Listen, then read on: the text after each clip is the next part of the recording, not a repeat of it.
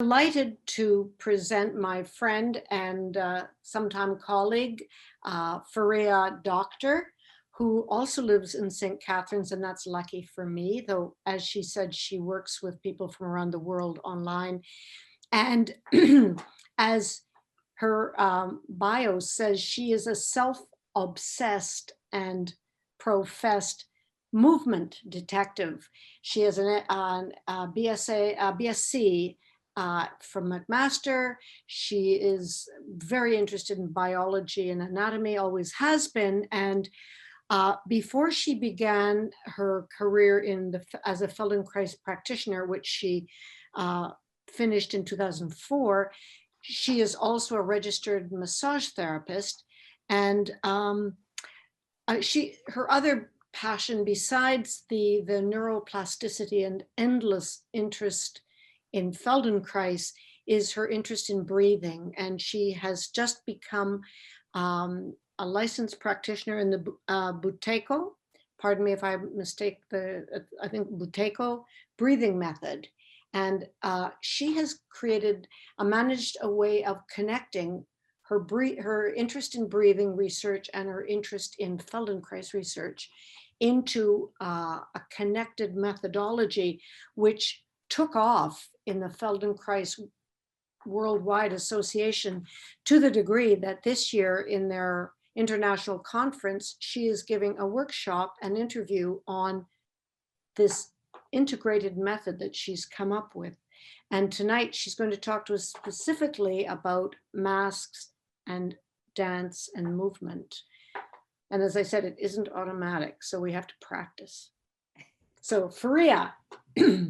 Oh, thank you for that lovely introduction, Glenys. Glenys is a great connector of people, and she's just been a wonderful friend and colleague. So thank you, Glenys, for being there and introducing me.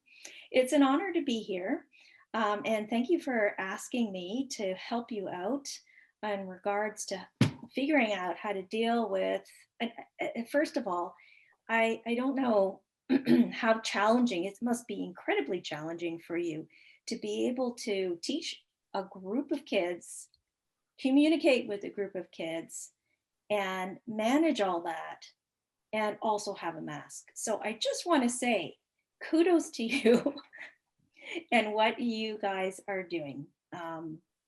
It's amazing, and clearly you're passionate about helping children, teaching them, and being in the world of dance and creativity. So I'm just going to do a screen share, and if I can find if I can find it again, let me see if I can. There it is. Lovely. So here we are. I just wanted to just introduce myself again. I've been a Feldenkrais practitioner since 2004, and I'm a certified Buteyko method instructor as well. And as Glenys said, I'm combining the two to help people learn how to breathe easier with a mask. When COVID first hit last year, people were certainly struggling. And so I created a video and audio recording and made it free for anyone who wanted to take advantage of it and help themselves deal with a mask. And so there's a number of ways that you can contact me and keep track of the information I'm providing on the internet. I do have a website, and you can email me any questions later on if you have any personal questions. This is my Movement Detective is my Instagram tag, and I also am on Facebook. So my next slide is sort of an introduction, and just to say that teachers who teach dance and have to deal with the mask, there has to be a way to make it easier. And what I'm going to do is start with some of the theories around breathing.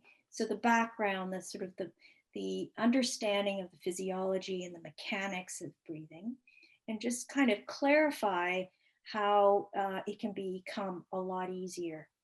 And then I'll be doing some things to help you experience experience a change in how you're vocalizing, how you're breathing, and how you feel in general. So, dealing with a mask. I wrote an article on does it make you all grr inside? And some people really find it upsetting. And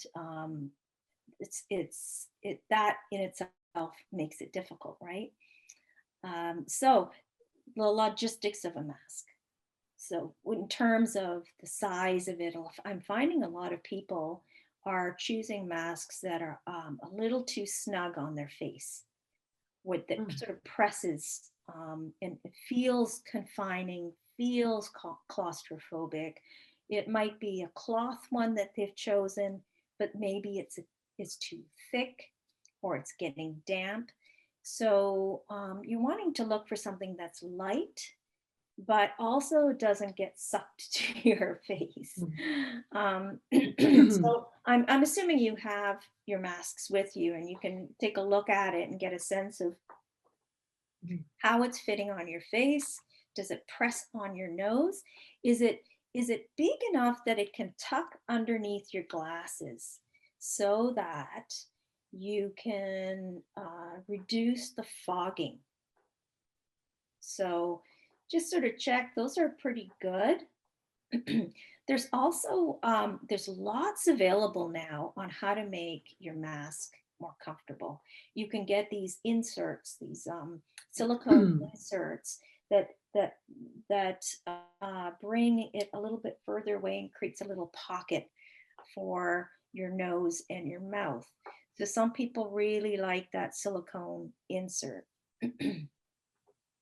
And also, so the straps, if the straps again are too tight for your students or for yourself, it's going to start irritating the back of your ear.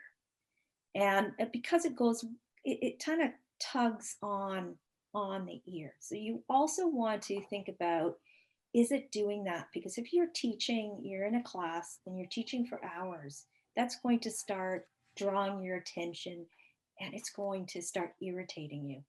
So there are also other things that you can get, these little soft, spongy pads that you can wrap around the strap so it doesn't poke into your ear. There's also masks that tie so that it doesn't actually go behind the ear. Now, my preference is just to use the surgical. The surgical masks are great. I can pinch them around my nose. I can create a fairly good seal, and then when I have a client coming in, I'll take it out, toss it, and get a fresh one. The other nice thing about the masks that are very light is that you can use essential oils to dab on the corner so that if you do tend to feel a little bit anxious with a mask, then you have some special, some scent, some essential oil that you'll be breathing in and you'll feel a little calmer, like a peppermint or a lavender or whatever that you like. You can scent your mask. Um, and the other thing is reframing the experience. And I'm going to help you with that with some other background and theory around this whole idea of carbon dioxide. And people feel as though they're actually getting sick because they're wearing a mask. In fact, um, you can reframe the idea of wearing a mask as being combative. Now, why do I say that? Because what happens when someone's hyperventilating? When someone is going into, let's say, a panic attack, have you ever seen someone breathing into a paper bag? Have you ever noticed that? Why are people given a paper bag to breathe into? It's because they're breathing back the carbon dioxide that they are pushing out. So I'll go into a little bit of the theory around that. So you're not in harm's way when you're wearing it. You're not losing oxygen. So just sort of keep that in the back of your mind. So so there's some really important aspects to breathing, and breathing particularly through the nose. So quite often people will revert to a mouth breath when they're behind a mask. And when you revert to a mouth breath, what do you notice? You fog up more, right? You fog up more. The mask gets drawn in and out more. It gets hotter, and it gets more stuffy when you're breathing through your mouth. You'll also feel more out of breath. So, mouth breathing, what it does is it reduces your oxygenation. When you switch to a nose breath, what happens is that breathing becomes more efficient. So, adding that extra movement through the nostrils changes the pressure effect on your lungs and on your diaphragm and on your respiratory muscles. So even when you're dancing, even when you're exercising, if you can make sure that you stay with the nose breath, you will be much better off. Better heart rate recovery, less irritation to the throat. I don't know, some of you might have students that have exercise induced asthma. If you do, guaranteed they're mouth breathing. And so when you breathe a lot through the mouth, it really starts aggravating the throat. And cool air is now going into the lungs. So, and that can irritate the bronchi. And the heavier you breathe through your mouth, the more irritation to the lungs. Um, and also, when you breathe through your nose, the bronchi, the spaces in the lung that delivers the air opens up, it dilates. So one of the reasons it dilates is because nose breathing tends to be you're bringing in warm air. It's a little bit slower, and also there's something really fascinating about the nose. Inside, there are receptors that that pick up nitric oxide. And what nitric oxide does, when you breathe through your nose, you capture a lot of nitric oxide. And what that does is it relaxes and dilates the lung tissue. So if you're sick and you're stuffy through the nose, you want to try to um, uh, do like nasal flush or saline so that you can keep breathing through your nose as much as possible. So that's a really important function. I'm just going to show you. I don't know if maybe I should stop screen sharing so you can see this a little bit better. I'll stop sharing. Um, can you see that all right on your screen? Okay. So this is the real estate of the nose, the space in your skull. So there's the nose, there's the passageways, the sinuses, and there's these little sort of passages. There are a number of passages, up high, middle, and lower passages in the sinuses and in the nose that helps to filter air. And it warms air, traps invading organisms. Good thing, especially around COVID. And it's the first line of defense. And so when you breathe through your nose, you're getting all this benefit. You know, I just found out too that it affects hormones. There are receptors in the nose that creates a cascade effect that affects hormones as well.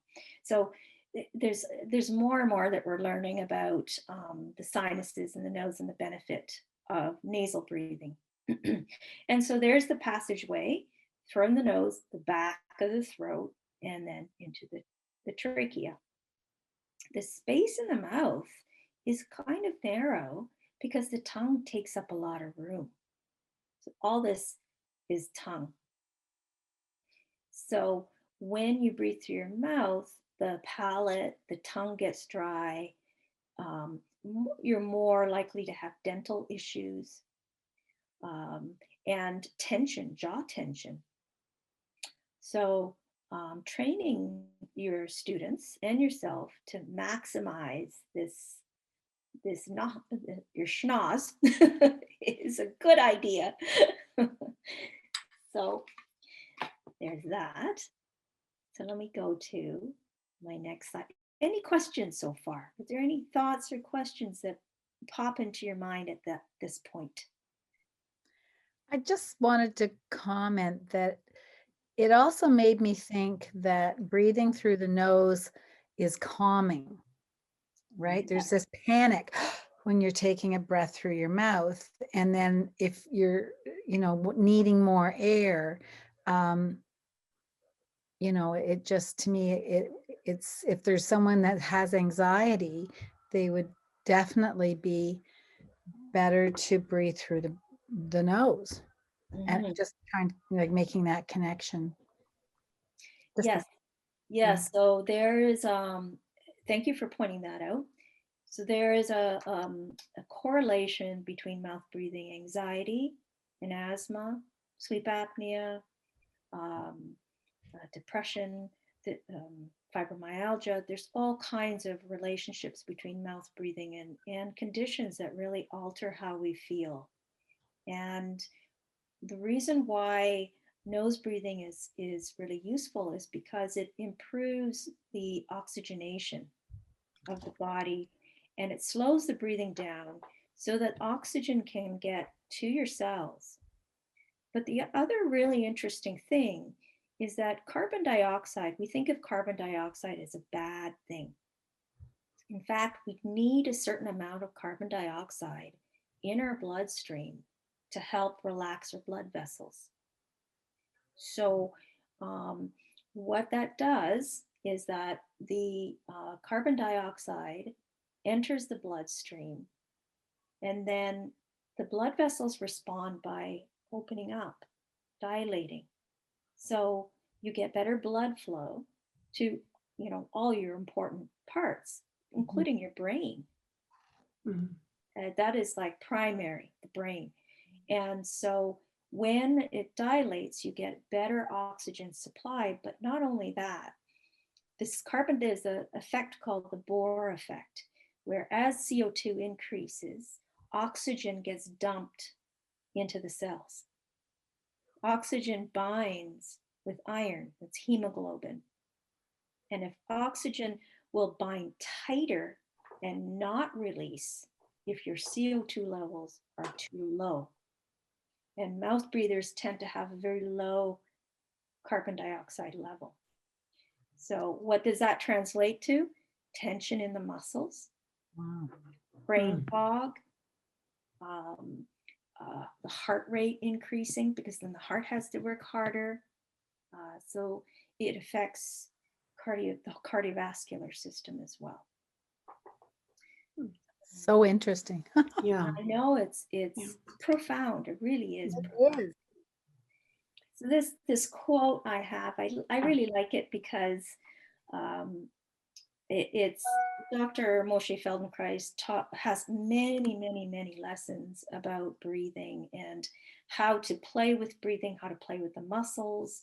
And I started, after doing Buteyko, I started looking into, well, what does he say about CO2? What does he say about slow breathing and the process? And so I thought it was really cool that he talks about slowing it down, so changing the speed so that you have sufficient time to warm the air before it reaches your lungs.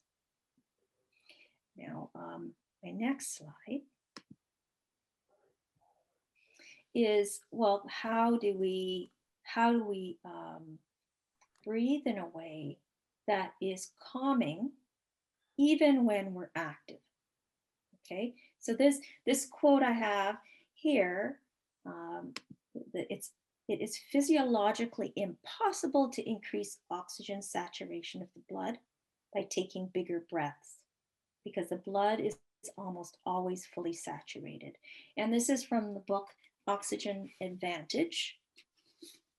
And I see if you can see this. Mhm.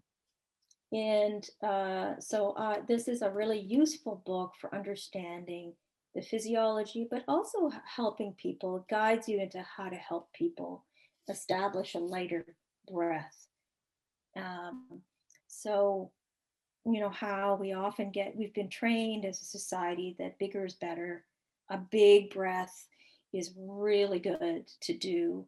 But in fact, if you tell someone to take a big breath and they're already tense, it's just going to create more tension. So it's not a great thing to do to start with. It's much better to make it light and gentle and almost like starting out in a way where you're lengthening the exhale, almost like if you could imagine yourself drifting off to sleep. You have that long, sort of easy exhale. That's a better way to start to calm the body down. The reason, so I had gone over this a little bit when you talked about, Laurel, you'd asked about calming and the effects of calming with the balance of oxygen and carbon dioxide in our system.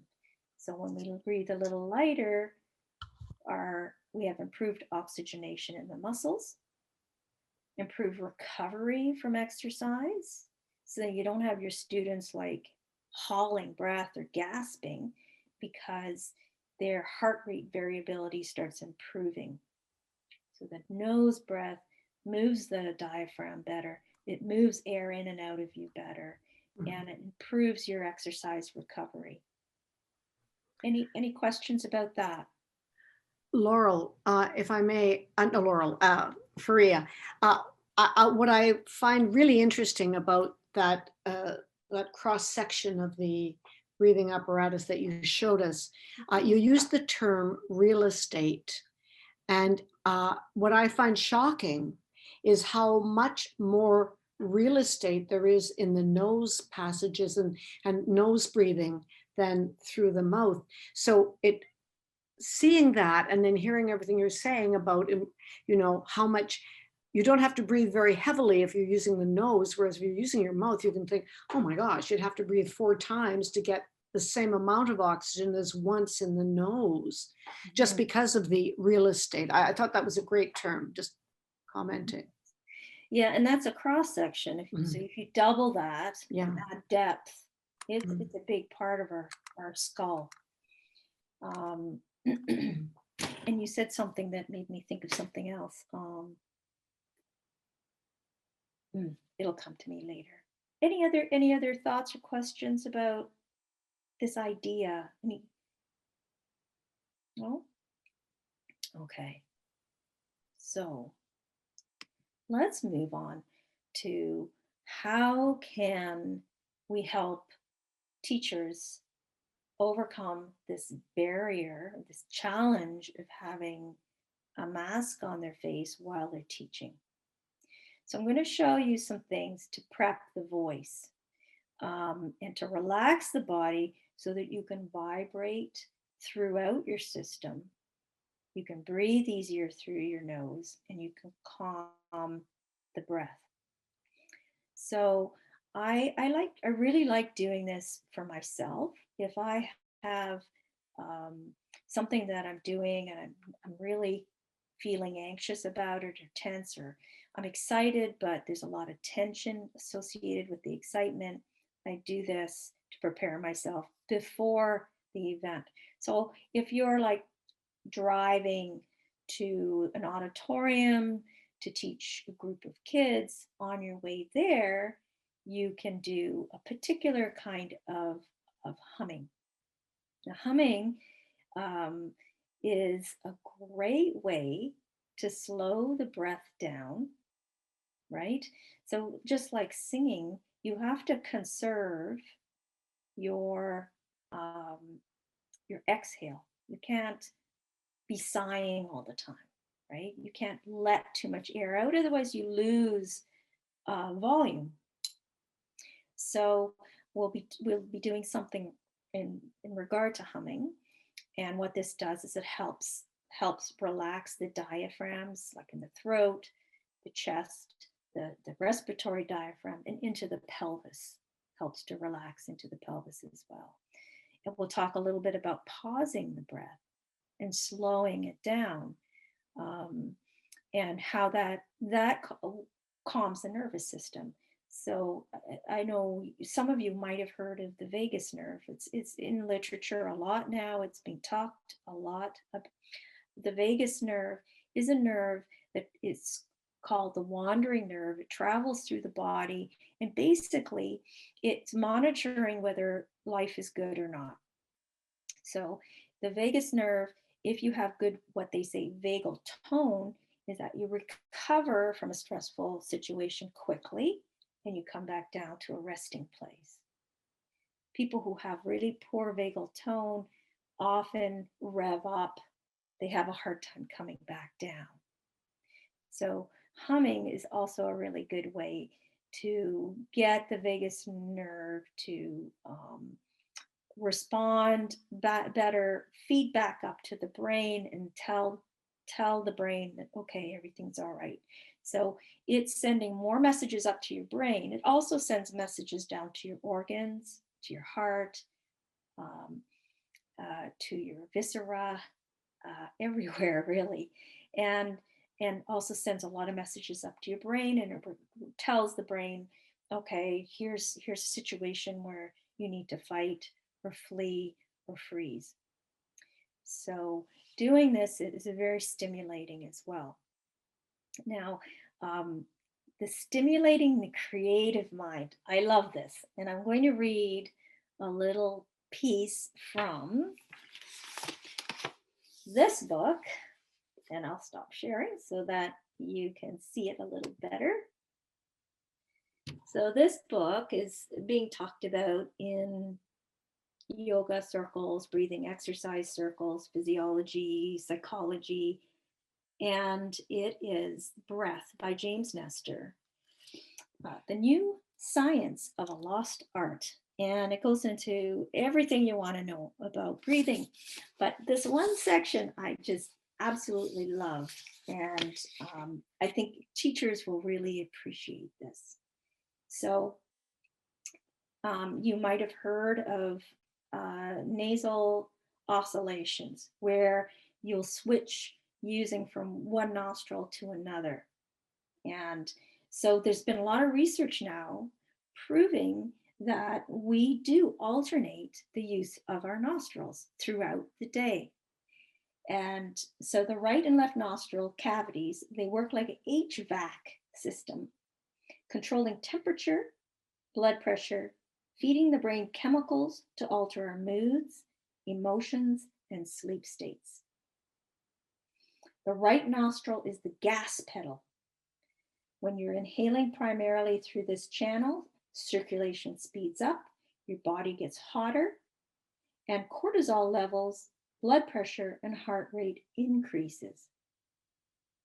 This happens because breathing through the right side of the nostril activates the sympathetic nervous system, the fight-flight mechanism that puts the body in a more elevated state of alertness and readiness.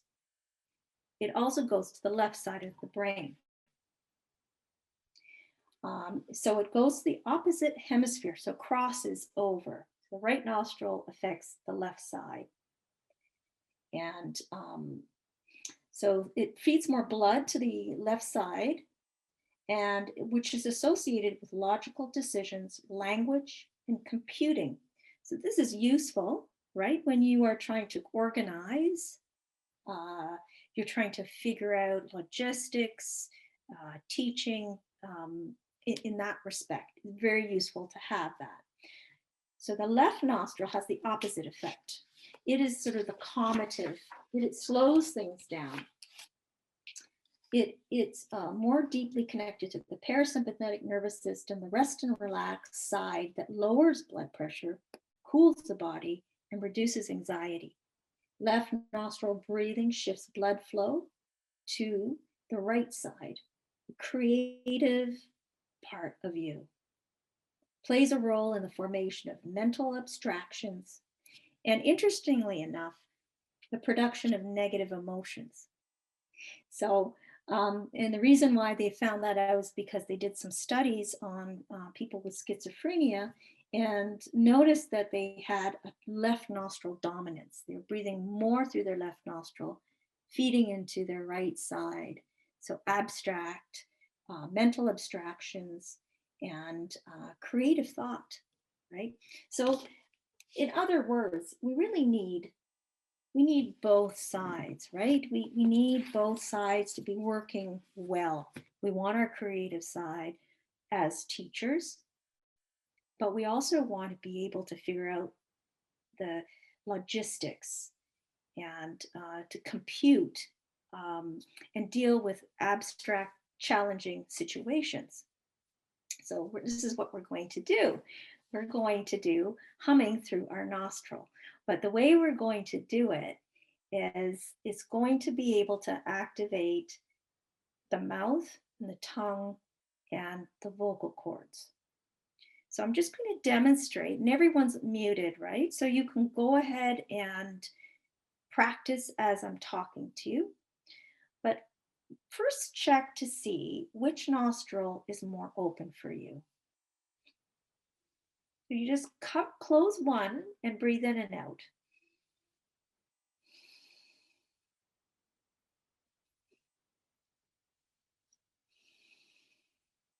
So my left one's a little more open.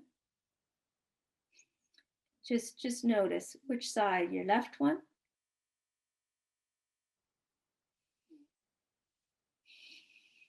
They could be equal.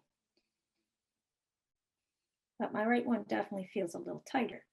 So you're going to start with your easier, more open side. And so for most of you, it was the left side. So you cover your right nostril and just notice how you're sitting. First of all, where's your head in relation to your shoulders? Are you sitting upright in your chair?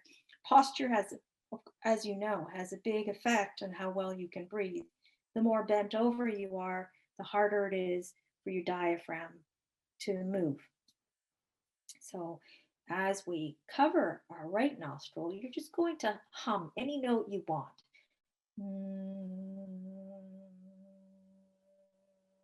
And you can go up high.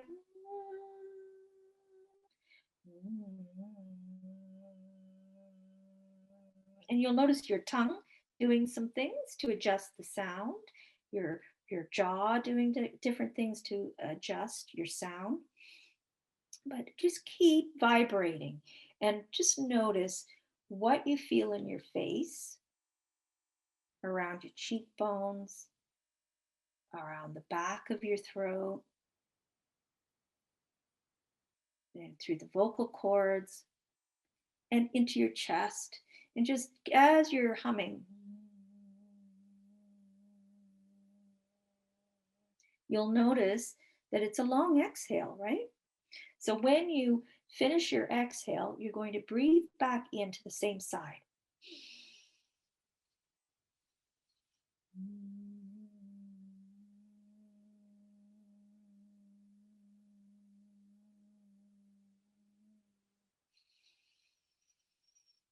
You'll notice as you're doing that your nasal passages start opening.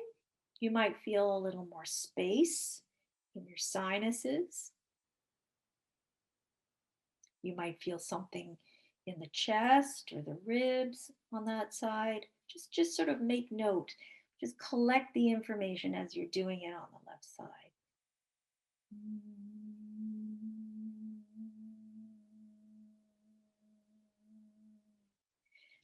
So this is something that people will often do in breathing exercises and yoga. There's so many yogic styles of breathing.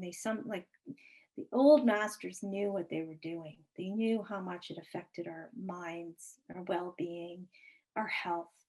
And so now I'm going to go a little bit into the Feldenkrais stuff. And so what Feldenkrais is a particular lesson that involves talking with your mouth closed.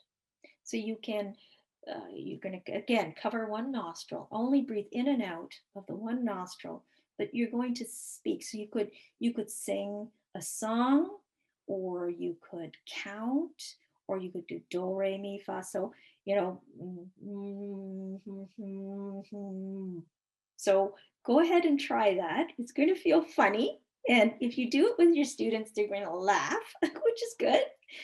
But if you get this talking to happen so go ahead and pick whatever. You can sing My Bonnie Lies Over the Ocean, or you can sing, whatever. You can do a rhyme, passage from the Bible, whatever you love saying. And just keep going ahead and close one nostril and make the sound and talk. Talk. So you're talking with your lips closed.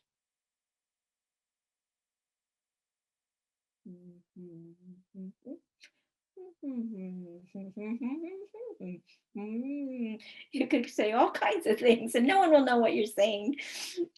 So what that does, it relaxes the vocal cords and the tongue. Why is this important? Our tongue is so important in terms of vocalization. And so when the tongue relaxes, so does the jaw. It's a huge muscle in there.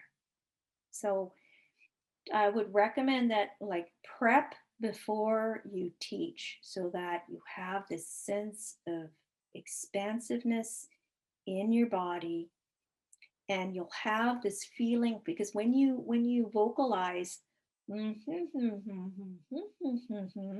your vocal cords will be doing this interesting movement, right? You'll be giving it some exercise. You'll be warming up those vocal folds. The other thing too is the long exhale relaxes the diaphragm, will relax your chest. And so your diaphragm will move down properly when you inhale. And you'll feel a much better opening through your belly and your back. So you'll do that on one side and then switch to the other side. Just feel that side. It might feel more blocked, but that's okay. You're still getting air in, right? There's a little bit of air coming in and out. And then go ahead and hum. The vibration might feel more intense because it's a bit tighter. It's a narrower passage.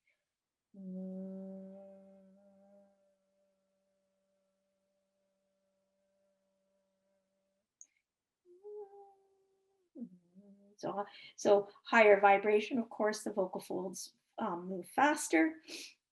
So you play with different tones, up and down, up and down. When you want to breathe back in, even if you're stuffy, breathe through your nose. Don't switch to your mouth.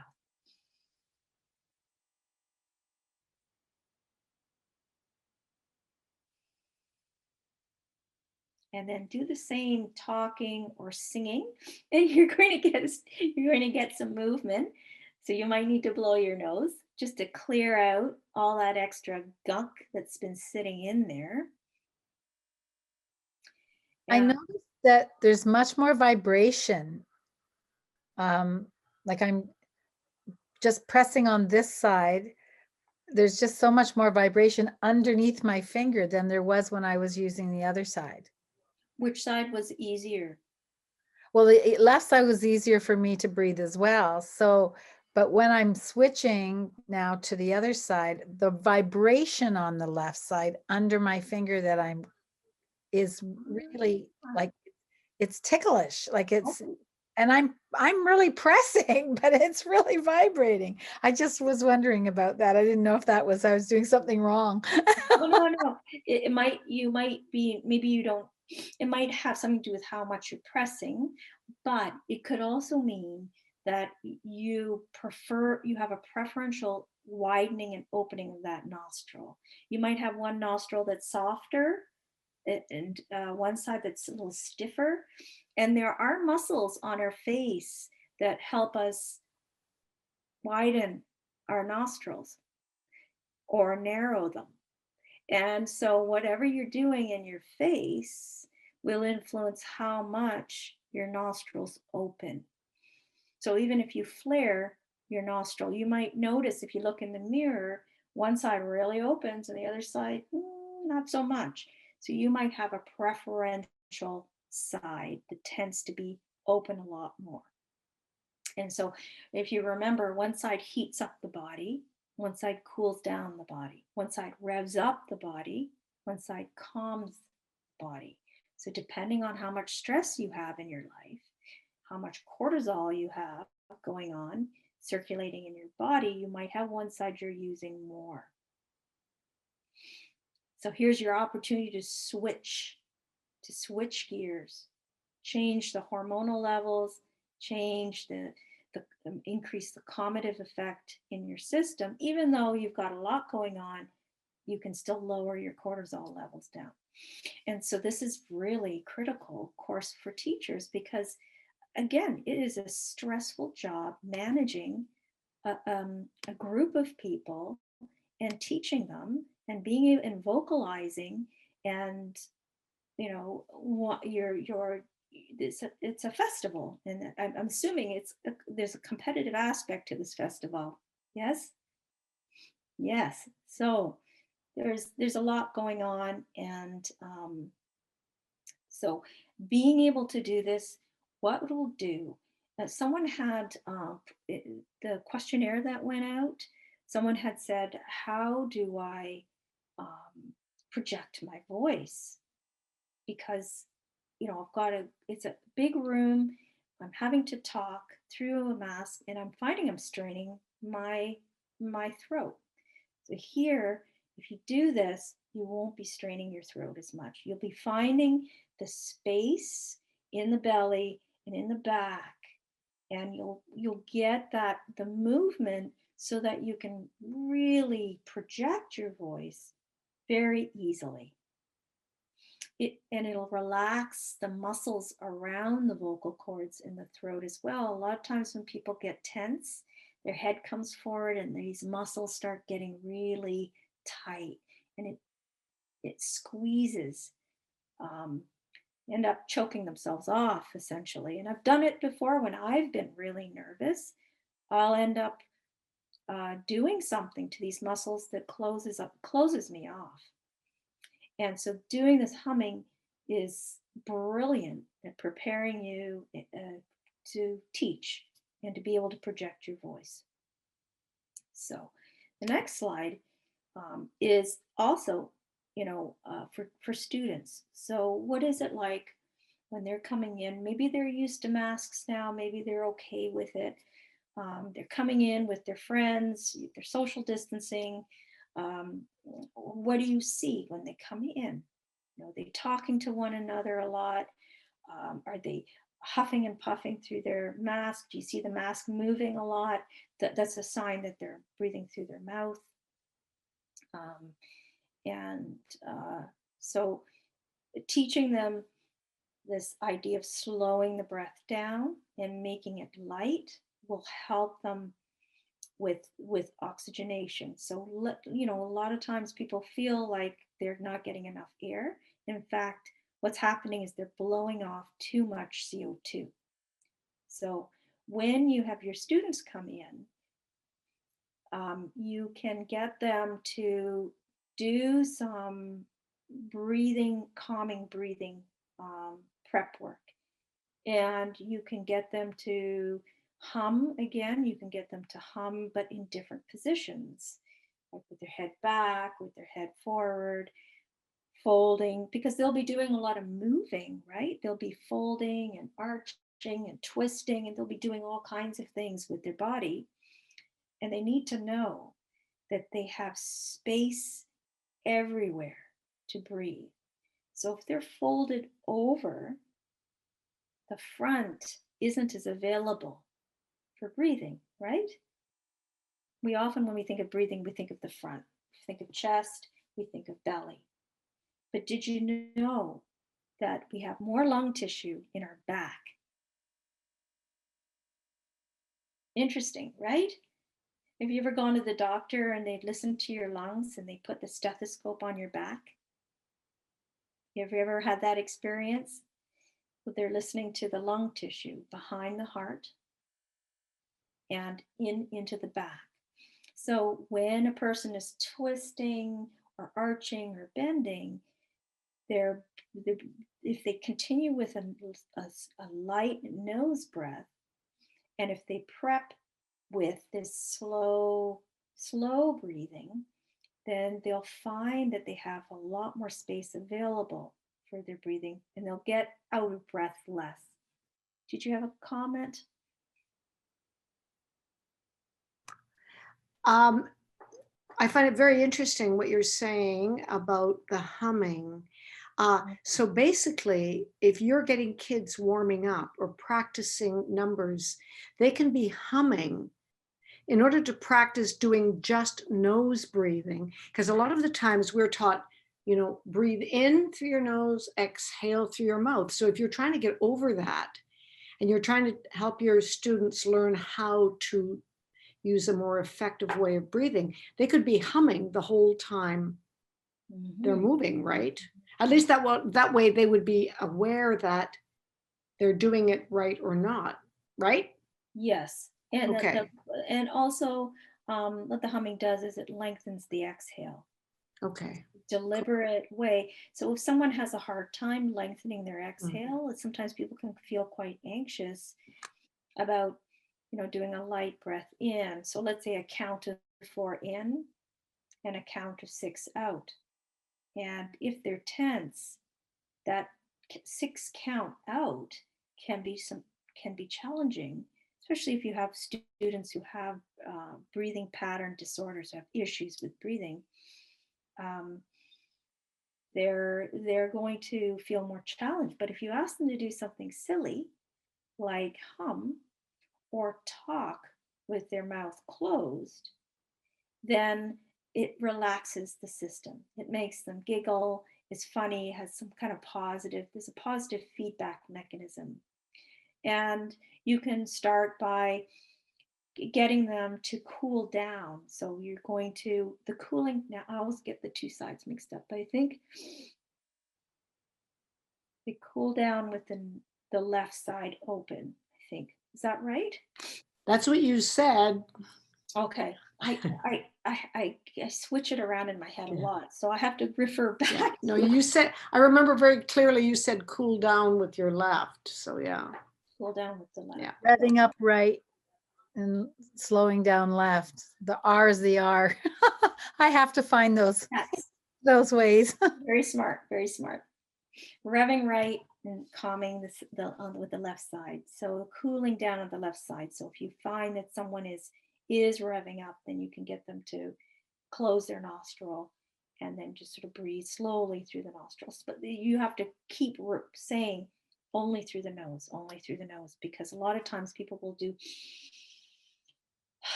or like, and then breathe in through their mouth. They'll switch, especially if they're more comfortable with the mouth breath, they will switch. So you want to say just in through the nose, out through the nose, slow and light, and then now start humming. So you take them through humming on one side, humming on the other, humming with both sides. If they're doing some practice movements, they can hum a song.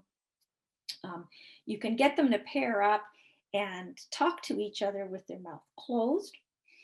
And what that does is when they're talking with their mouth closed, then they start facilitating movement through their face, their nose, their eyes. So they become a little more animated in their face as well, which is kind of nice to see for teachers, I think. And sort of it primes the face as well. So those are things that you can practice and you can do, and definitely experiment, right?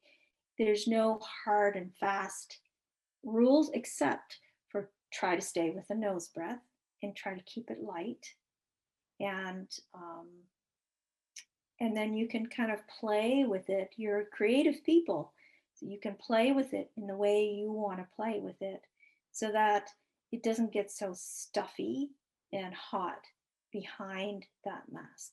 Now, again, if you're dancing, you're going to get warm. There's no doubt about it. You're going to get warm. And so having something like peppermint oil handy um, can be refreshing, and it can be cooling so that people don't feel so confined, especially when you're exercising. People do exercise behind a mask, but you're definitely going to feel warmer, especially when your heart rate starts going up. So, any questions so far? I'm kind of at the tail end of of the presentation. Yes, Glennis. Again, I'm asking a question because this is one of the things that shocked me when I saw this the first time, was you said not only do you have to breathe in and out through your nose, but Mhm. you're to keep your tongue, and I may be jumping into the last slide, but when Yeah. you said keep your tongue up against the upper palate, that takes a lot of work. And it's something that's really hard. You got to practice it it makes a huge difference. I'm practicing coming up and down the stairs in my condo every day doing that. So I know it works, but it takes practice, and you really have to do it consciously for a long time before it becomes habit. Can you talk about that? Yes, I certainly can. So there's a lot being talked about with tongue posture now. Um, there's a presentation that I'm going to be part of a presentation where a dentist is being invited, and the dentist is helps children who have altered jaw from mouth breathing. The reason why is the tongue is supposed to rest on the roof of the mouth, which is the floor of your sinuses. So the tongue, when it rests up here, then it moves away from the air passage. And it also creates like almost a support in the floor of the sinuses. And so when the tongue tends to drop down and back, you get things, you feel choked, you have a narrower air passage, and it leads to things like snoring, sleep apnea, um, choking, things like that. Are you pointing? Oh, you're pointing to yourself. And so training yourself to rest. And I often say to people, think of your tongue like a nice soft blanket resting on the dome of your mouth. And you'll feel the ridges at the front. And then the heart palate goes quite far back. If you take your tongue and you sort of rub it along the middle of your palate, you'll get to the soft palate. That soft palate moves up and down when we breathe. That soft palate moves up and down when we talk and when we sing. Another reason why humming is really helpful. But if it's kind of resting, relaxed on the roof, then you have more space in the back of the throat. For children and young children, it helps to shape the jaw. So if a child has had a history of allergies and cannot breathe through their nose very easily, their facial structure starts dropping. They get a kind of a long nose, kind of a sort of a long face, and the mouth kind of droops a little bit and it's narrow. The jaw narrows, and then we have to go to the dentist and get teeth pulled out and all that jazz. So more and more dentists now are paying attention to correct tongue posture and are trying to help children recover that jaw position. And again, this book goes into a lot of detail about that and how our jaws are changed over hundreds of years, um, because of this problem that we're getting lazy with our breathing. Um, so resting the tongue on the roof is a really important factor. Yes. So then you're saying that advice for those of us teaching students in physical work and dance and physical theater, nose breathing, and keep your tongue at the top of your mouth, Yeah, at the and top of your top palate. That's I think that's a big change. yeah, You yeah, know. it is a big change, and um, finding a way to do it that doesn't cause stress. Mhm. So finding a way to rest it up there that isn't going to feel more tense. Mhm. You don't want to be tense in your jaw Mm. trying to force your tongue up. So there are special therapists that help you with that and give you exercises to do, like certain exercises to tonify the tongue and bring the tongue up. But even the humming you mentioned is a nice start, isn't it? And for people like Kathy and me, have you got that tape handy? Your tape, Ah, the mouth tape. the Yeah. mouth tape for when you're sleeping, so you don't breathe through your mouth, and don't, and you will stop snoring as much. Mhm. Is that around?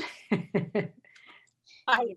have sleep apnea, Yeah. and I had to go to a full face mask Oh my because gosh, yeah. I have a nose pillow, but my jaw was coming open at night.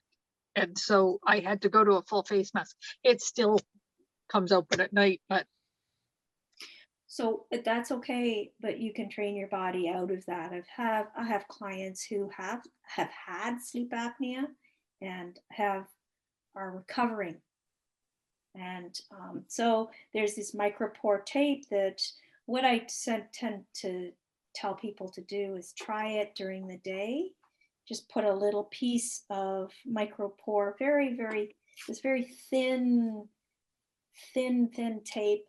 And if you've got delicate skin, you can put it on a towel to pick up some fiber so it isn't as sticky.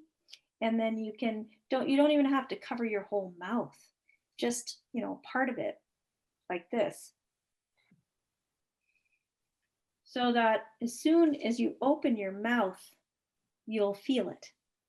So quite often people who tend to chronically mouth breathe don't even notice it. It takes a while for the brain to go, oh, there, it's happening again. Some people, the moment they get up out of a chair and start walking around, their mouth drops open. So putting just this little piece, a tiny piece of tape, you can even half it if you want. You can tear it in half. If you're finding it bothers you, you can do that. And then you can still talk. You can still open your mouth, but you'll notice when your mouth drops open that you're inhaling through your mouth.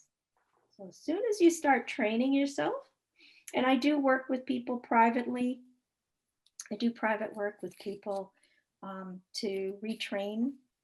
I I kind of analyze how they're breathing, where they're breathing from, um, particular issues they might be having that are unique for them.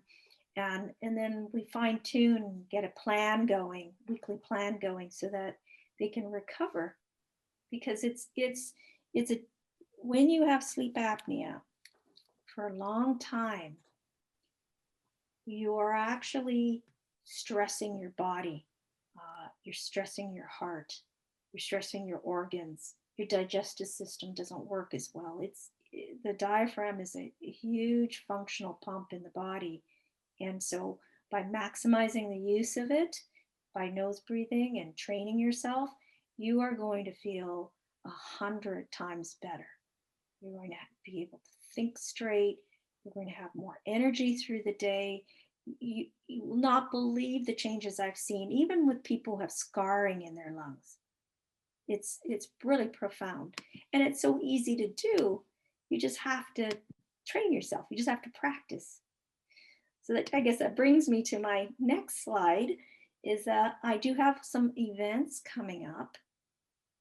I'm doing a webinar on the 20th of April, Sleep, the Art and Science of Getting the Best Rest.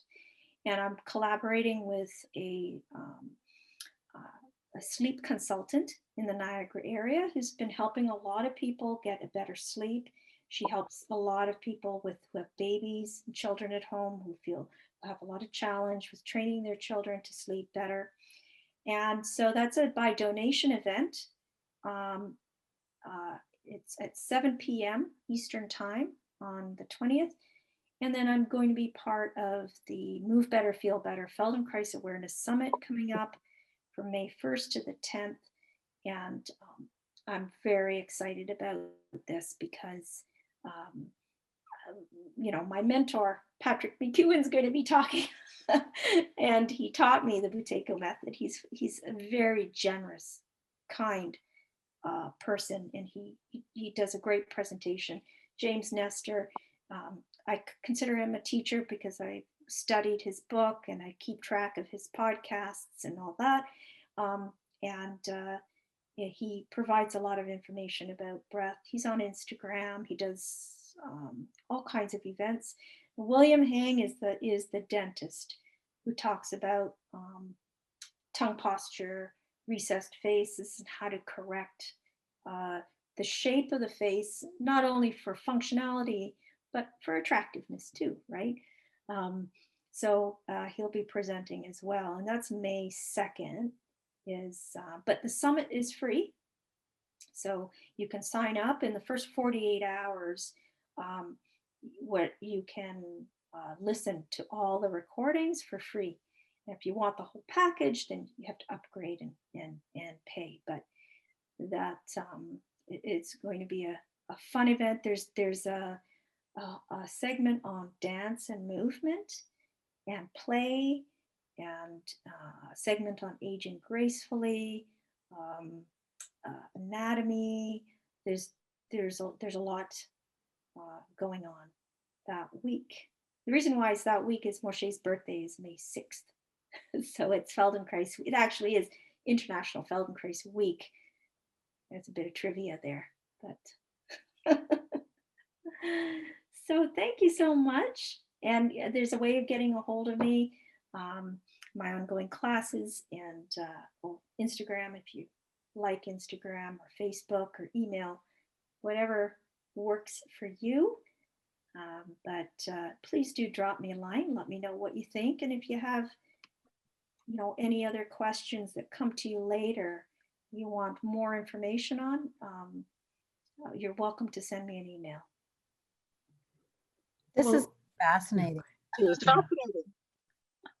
And what I love, Fariya, is you've given us sort of advice on mask wearing and how to breathe that way, but also with and without. So for hopeful future dance events, non-dance events, with or without the mask. Yeah. And as I said, it really does take practice. I mean, we're not running around breathing through our noses all the time, especially when we start to move. And the tongue above, there's lots to think about. I think And we humming. should add a category where we create our own music by humming. Yes. And the students can hum throughout their dances.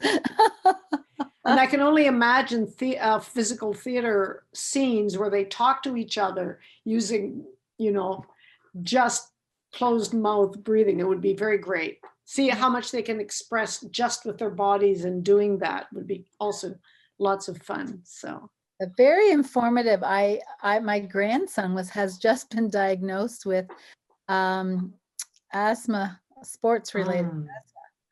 And I'm just thinking, wow, this is, we need to jump on this right away. Laurel, I would suggest you consider that it is an allergy, that he spends far too much time in somewhat musty and moldy dressing rooms. Yes. Okay. My nephew has serious asthma, and he had to stop playing ball hockey in the summertime when he was younger because the arenas were humid and musty, and he had to give it up. Oh, Oh, wow. that's Yeah. terrible. It is Yeah. Oh, terrible. yes, allergies. I can attest to that, Kathy. You know, I had really bad allergies as a child. I had wads of Kleenex in my pocket when I was in school. It was embarrassing. My nose was always dripping. And that's when I started switching to more mouth breathing, and I developed asthma because of it. Mm. What ends up happening is it's like a positive feedback loop. So the more you have allergies, or the more you mouth breathe, the more your allergies get worse, because you don't get a chance to filter the way most people filter through their nose. So it's like the less you use your nose, the more dysfunctional it gets. And so, Like everything else. Yeah. yeah, Yeah, the really. less you use it, you lose it. Yeah. Yeah. I had so allergies can be alleviated if you can train the person to nose breathe and nose breathe through the night, along with their medications and all that doctor support because of mold and blah. I understand that. I understand that. But the more you can enforce the use of the sinus passages and this real estate here that can really save a person and alleviate their asthma. Mm-hmm. Mm, Yeah, that's great. yes. Thank you. That was very helpful. I'm Thank glad you. you Yeah, found that. I paid during the day to test myself. Kathy, Yeah. it's so worth it. It is Mhm. so worth it. Give yourself a good couple of weeks to be consistent. You will notice a big difference in so many things. And what the name is it? Next Care? What is the name of that brand that you use, Fariya? I use you can get anything you want. You can do Next Care. Here's one brand. Yeah. Or just basic micropore tape, 3M surgical tape, that the kind when you get your blood taken, they put this Mhm. piece of Mm. tape on you. Yeah. That's this stuff. And then there's also other tape for babies and children that don't cover the lips. And that is this is Myotape. It was designed by Patrick McEwen. And basically it's a stretchy tape that goes around the lips. It doesn't cover the lips, because when you have small children and babies, what if they spit up? There's some danger, right? So you put the micropore tape around the lips, and there's adult sizes too, that you can order online from Patrick's site. Very reasonable, and it's a one use tape because of the fiber and the way it's made with cotton, and that's a one way of doing it if you feel a little nervous about covering the lips. Yeah. Great. Good. Wow. Thank you, Fariya. Thank you so you. very much. It was wonderful. Excellent. You're Bravo. welcome. Yeah. Thank you for the invitation, and again, just send me an email if I'll just put it in the chat here. And Fariya, I must give a plug. Fariya gives sessions, of course, virtually, and they're 4-week sessions on various Feldenkrais things and various, what was the last one you did? Stability, greater stability. You've done, and I think you're going to be doing shoulders and neck. Shoulders I've done ankles and feet too, and they're quite wonderful because it's really training the body. It feels like you're not moving at all, but you're reorganizing the whole body with her Feldenkrais methods, and it's shockingly effective. It's great. So, Wow. yeah, I'll make sure you get those out to this group as well. Yeah. Thanks, Glennis. Just want to get contact. Yeah. Yeah. Thank you. And my website's my name, Fariya Doctor, as well. Mhm. It is my last name. I didn't make it up. It is such a great name. Yeah. True. Why growing up with that? You know? Yeah. Oh, Yeah. And it's like my physio. I had a physio whose name was Max Greatrix. And Greatrix. another one of those great names, Yeah. Max Greatrix. Yeah. Fariya Doctor. Yeah. And didn't you say your dad was a doctor? So he was Doctor. Yes, he was Doctor. Yeah. I grew up in Whitby, and you know all the nurses and all the hospitals in the area knew his name, and they all had a big laugh. They'd always have a big laugh over it because it would go over the intercom in the hospital. Doctor, you wanting in the operating room, Doctor. Yeah, it created some humor, that's for Yeah. sure. Yeah. Great. Well, thank you very much again, Fariya. And thank you. And And nice to thank see you, everyone. Laurel, for hosting this and being there and organizing this, and Melanie, Kathy for coming, and whoever else gets a chance to see this, you are also welcome. My daughter actually teaches dance in a studio. Well, not right now in a studio, but normally in a studio. And I want her to watch this as well once it's done, because it's good. She teaches really little ones as well. Well, older kids too, but it's going to help me in my ballet and Pilates, I'll tell you. Yeah. And Melanie, have a nice break. Yes. Thank Are you you. resting up, Mel? Pardon me? Are you resting up a bit? She froze. She froze on us. She froze. Oh no. The idea of resting is too much. Oh dear. Oh no. She did freeze. Oh. Yeah. By the way, Anyway, if you have trouble sleeping too, this sort of humming is really nice. If you do the calmative, you calm your system down. It's really helps you get sleepy. yeah. I do some Great. nighttime meditations, and some of them talk about placement of the tongue and nostril breathing and breathing into the back. And so some of this, I guess, some of the other people have picked up on your science there. So nice. It's nice to know that the people putting me to sleep at night are They know what they're doing. they're up to date. Yeah, that they know what they're doing. They're keeping up to date on the science. That's great. That's great. Because it is switching, Melanie. Things are shifting. Initially, it was all about the big breath, and more yoga teachers and meditation teachers are starting to realize that that's the worst advice to give people, especially if they're really stressed out. It just creates more tension. So, lengthening that exhale is a really great thing to do. Absolutely. Well, we're going to practice. Thank you. I have to go. What do you do with it? I have to go, but thank you so much, everybody. We'll see you, Thank you. next Have a great week. night. Bye. Bye Thank bye. you. Good night. Take care. Lovely to see you. Yeah, likewise. Thank you. Be well.